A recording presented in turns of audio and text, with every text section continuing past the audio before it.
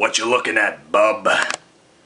It's my best Wolverine impersonation, more like the X-Men TV series. But anyway, X-Men Days of Future Past. This, I'm just gonna go out and say it, that this is the definitive X-Men movie. It was so damn good. You see the trailers and you're like, man, that looks amazing. If they go, it goes in a completely different tone than any of the other X-Men movies, and they're joining both versions of the X-Men together. I was freaking out. I could not wait to see this movie. So the story here, oh my god, I'm just so wowed at this movie. It's truly remarkable how well they were able to blend such a huge storyline and a huge ensemble of cast and not feel as if they really wasted any time. The only negative that I can think coming from this is that there wasn't enough of the Sentinels in the past. Like there's a lot of the battles in the future, but I wanted to see the old clunky mechanical Sentinels that we've seen from the TV series and stuff. You see them, but you don't get a lot of battling in the past. That is my only negative here. So anyway, the storyline here is that this takes place after Last Stand. It's like 20 years after Last Stand. And, things are messed up in the future. A lot of mutants have passed away. There's only a little bit left. Basically, the Sentinels have been turned on, and they've gone insane. They're now attacking everyone. People that were helping mutants and just people in general. They just start attacking everyone. And everyone is slowly getting wiped out, except for a select few here. And there's some new mutants here that we've never seen before, like Blink and Bishop. And they're really cool. Bishop was alright. I had a lot of skepticism when I saw the trailer for him. I was like, I'm not going to really dig him. But Blink is holy mac. She's awesome. I hope that somehow they can kind of write her into other X-Men movies. Like, unless they decide to stick with 2023 and just make movies that way. But either way, she was freaking awesome. And the beginning, the tone of this is that there's just so much despair. There's no hope at all. It's just, man, you're just trying to survive out there. And they have these X-Men using all their powers, and it's just, oh, this is amazing. And it's in a very dark world, so the tone is just perfect. The atmosphere, they nailed it there. And the battling is so freaking good. And then they introduce, who's left of the remaining X-Men. And they basically decide that they have to go back in time. And the only way that they can do that is they have to use Logan, Wolverine, because he's the only one that can basically go back in time and not injure himself. What they were doing is they were using Bishop and sending him back in time a few days to warn them when Sentinels would show up. But they couldn't bring him back further than that because it would just mess up his mind. Wolverine, on the other hand, has the healing ability, so they can bring him back 50 years ago and basically stop the inception of the Sentinels, becoming eventually these crazy super powerful Sentinels that they are in the future. So they send him back, and he has to go and meet up with Charles Xavier, played by James McAvoy now. Also, I'll just say that it was so nice to see Patrick Stewart and Ian McKellen with Hugh Jackman as Wolverine together. It was just, and whoever's remaining from the X-Men team. It was just nice to see them together. I was just like, this is so good. I'm already just hooked.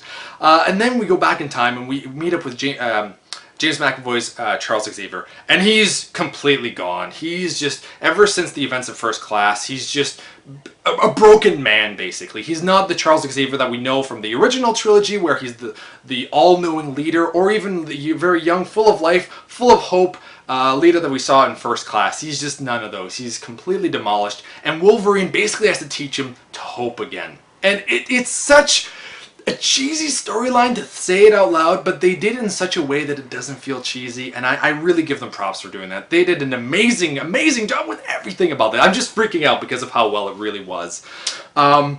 And then they recruit a few X-Men that are still around, or ones that aren't exactly X-Men now, but Wolverine knows of them, and they recruit Quicksilver. Now, Quicksilver, there's a lot of skepticism about his character because of how he looked, and honestly, he looks like crap. The movie does not justify his looks, but he's freaking awesome. I thought the actor was just going to be like, I'm not going to care for him, he's a piece of shit. He's not. He is hilarious, and he's also really damn cool. The way that they use his speed is so well done. I think that the Quicksilver from the Avengers is going to be a little bit more serious and will probably look a lot better the part, but this character was there for comedic purposes and also just sheer awesomeness because of his speed, and they nailed that perfectly. He's not in the movie a lot, but for every time that he's there, he steals the show because of like what comes out of his mouth and what he does. It's just so well done. So I give them major props for that. Another thing too is that there's so many nods to Easter eggs. There's so many like nods to like previous movies or even just like